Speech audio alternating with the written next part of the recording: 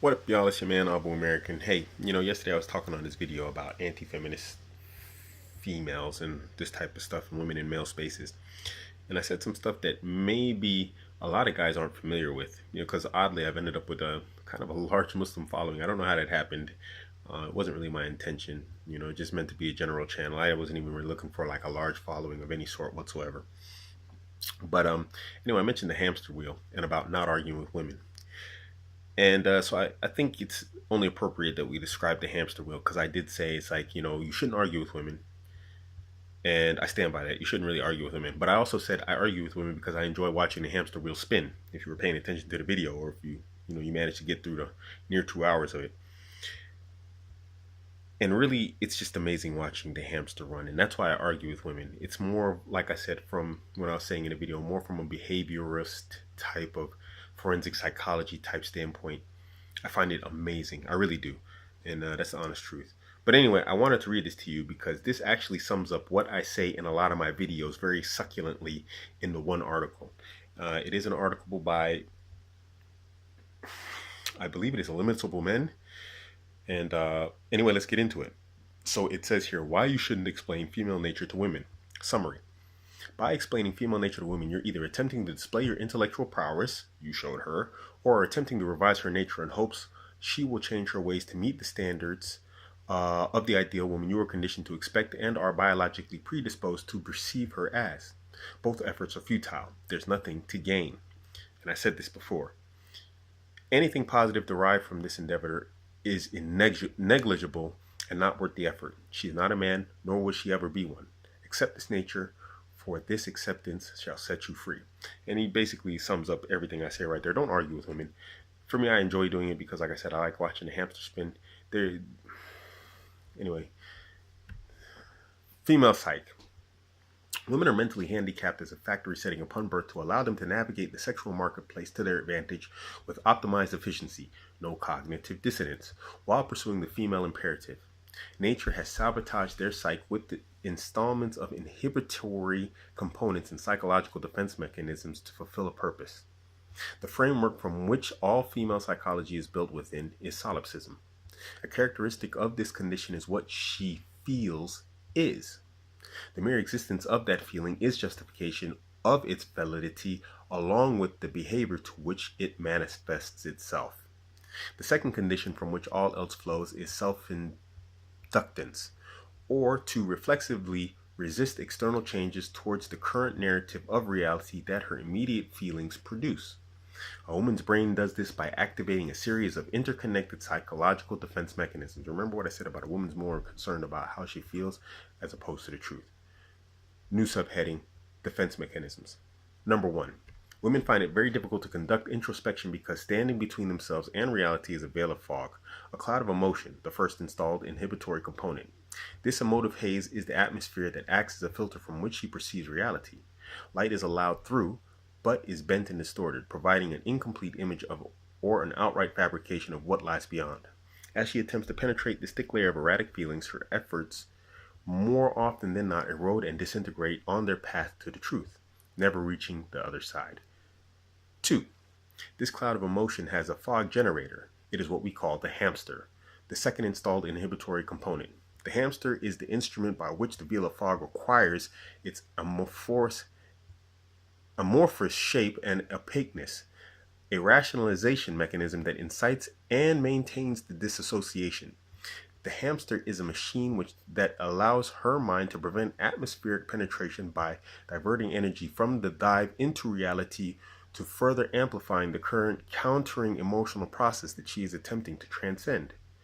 To bridge this divide means to fight against a part of herself that she cannot see.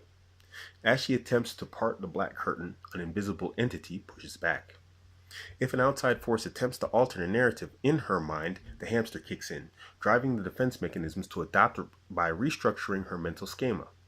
The clouds of emotion that coat her lens from which she perceives reality are rearranged and modified to manufacture the narrative that best suits her purpose. The color, hue, shape, angle, and intensity and brightness. She sees rays of light piercing the clouds, but she does not see the sun. When she tries, she goes blind. blind and confused from cognitive dissonance, which her hamster was built to resolve, saving her from herself. This component of the female mind allows a woman to balance a plethora of contradicting desires without noticing the contradiction. 3. The hamster has incredible stamina. It can trek on despite being an amputee without pause. Whether you deliver a psychological blow powerful enough to knock the hamster off its wheel or blow it to pieces matters not. The return from its coma or grave is not a matter of if but when. Like Super BUU and T1000, it will reconfigure itself to its original form. Almost. It will come back from the dead with amnesia. The system rewrites the narrative via omission by redacting her involvement in its own destruction from the archives, because to have knowledge of the plot would invoke a sense of responsibility. This memory override is used to expel an internal sense of agency and accountability, the fracturing of the foundation of which her special privilege stands upon. If it wasn't her fault, it must have been an outside force. If it wasn't her fault, it's okay to do it again. Somewhere between an excuse and a lie, she found something to believe. She reframes the situation in a way which portrays herself as the victim of unknown circumstances and intentional wrongdoing, justifying rebellion and ignorance, but most importantly, absolving her of all guilt. The idea behind this process is to retain the feeling of before, then redirect the blame. Her quest now becomes righteous. She can now proceed to pursue her self-interest with conviction. As Pimping Large once said about women, responsibility, accountability, forethought, hate. Being responsible, unaccountable, and living in the moment, and Abuamerican says here, who came up with YOLO? You only live once. Was it guys or girls? Movie quote, girl, how do you write women so well? Jack, I think I'm a man and take away reason and accountability. The hamster is so ingrained into the female psyche that it can only be destroyed by killing the woman herself. It is so entrenched, so interwoven, so intertangled in her mind that to remove it would quite literally remove her womanhood because it is a defining characteristic of the female. This is to say, women are not simply men with different plumbing. They are a different being entirely. They are programmed and wired to perceive the world in a way that motivates and incentivizes them to perform a complementary role yet opposing sexual strategy within the human species. New subheading, women want to navigate with their feels. She wants to swim in a sea of feels. She wears her heart upon her eyes and navigates the waters with her tingle compass. She wants to be a feelstronaut. She's crying, flailing her arms, and screaming, but she is not drowning. This is a woman in her natural state. Do not save her. She don't want to be saved. Remember my video about this. Don't be her lifeguard and throw out your inner tube. If you make attempts at rescue, she will either get pissed off or allow you to take her to shore, then hop right back in the water. Remember, women don't want to feel good. They just want to feel. New subheading, nothing for her to gain. And we mentioned this yesterday in the video. Even if they are aware, women have no benefit in acknowledging their true nature to themselves or admitting it to others whatsoever. Zero. It can only hurt them. The hoo-ha cartel does not want potential providers of resources, validation, protection, and special treatment to know that they're currently receiving a bad bargain or to believe that women are not so wonderful. Quotes, if I don't feel like doing something, I can get men to do all the lifting. If I am in need of an ego boost, I can fish for and catch excessive amounts of validation.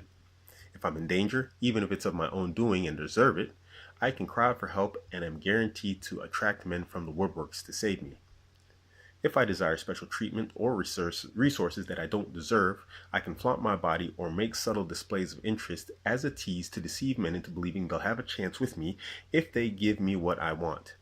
As a last resort, I can always pull out the victim card to pander to men's provider/protector instincts and turn outsiders against them as a social pressure to perform my wishes without losing any respect for acting helpless and childish. If I get into trouble of my own doing, I can cry and play dumb to distract people from the real issue and acquire enough sympathy to escape punishment. If my reputation is on the line, or someone stands in my way, I can make a false accusation that leads to loss of employment, social ostracization, and or imprisonment without evidence, with no consequences to myself. If I wish to feel more secure in my environment and there exists a space that doesn't center around women and their feelings, I can invade the space and flaunt, remember I was talking about men, females and male spaces, and flaunt my hoo-ha pass or pull out the victimhood card to attract attention to myself and cause the culture to cater to my needs. Why would I destroy the naive male delusion of female innocence and unconditional love when I can always use it to my advantage? Why would I relinquish this power? Remember what I was talking about if there was a male version of this for black men. Continuing, a woman would get what she deserves rather than what she wanted or needed if she could not disassociate. Luckily, nature has equipped women with an instinctual proclivity to disassociate. Women have evolved to become humanity's most competent liars, in spite of themselves, for their own sake. Rather than striving to be better than she is, womankind has become competent in pretending she need not be better because she already is what she isn't. Better. Quote by Illimitable Man. New subheading.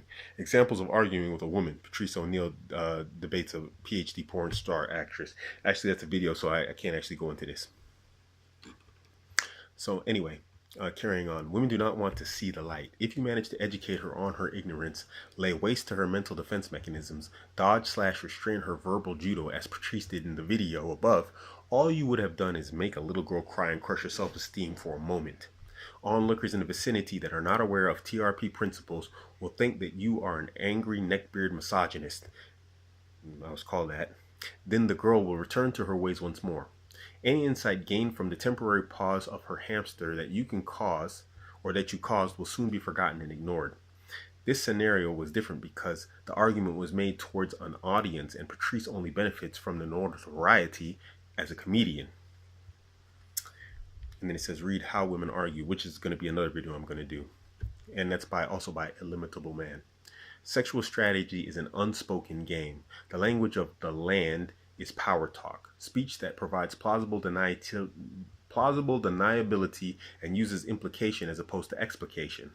Direct talk feels icky to women, but as usual, women are unaware of the fundamentals of their own psychology that leads to the feelings they experience. Women hate direct speech, straight talk, because it does not provide women with said plausible deniability, their deceptive tactics that female strategy requires and produces unclear results in regards to testing to see if men just get it. Quote, you're playing a game. The fastest way to lose the game is by acknowledging that there's a game being played. New subheading, introspection.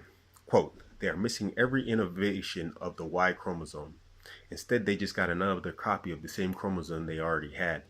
They are missing all that originality. They got a double dose of the conventional. Instead of intuition and a rational mind, they got intuition and intuition. When you're not sure your intuition is right, you consult your rationality. When they're not sure, they consult their other intuition. It's all they've got, the only tool they have. They can't even imagine what it's like to have something other than gut feelings. But their gut feeling is that they wouldn't like it. Pimp and large. Those who do not conduct introspection will forever be a slave to instinct. Natural selection has made women a zombie to the feels that sometimes eats their own brain, an android that follows its programming to the grave. Thus, do not explicate female nature to women. Just treat them like you understand female nature. She will not find your enlightenment and displays of intelligence arousing. She will not see the error of her ways because she is engineered specifically to deny reason and accountability. She will not mature past the mental age of a teenager because she doesn't have to, and it isn't effective. To make any attempt to revise her nature is like telling a computer to disobey its programming. To believe Nawalt, not all women are like that, and try again with another girl is like using a duplication of the last computer expecting a different results. This is insanity. Don't waste your time. Subheading Conclusion. By explaining female nature to women, you're either attempting to display your intellectual prowess you showed her, or attempting to revise her nature in the hopes that she will change her ways to meet the standard of the ideal woman you are conditioned to expect or are biologically that you are biologically predisposed to perceive her as. Both efforts are futile.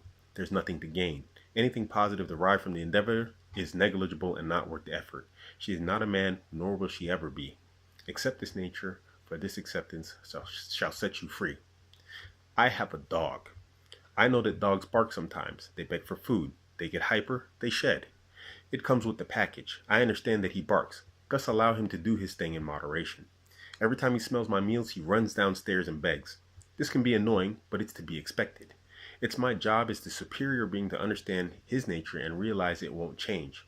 If I can't stand it, it's my job to get rid of him.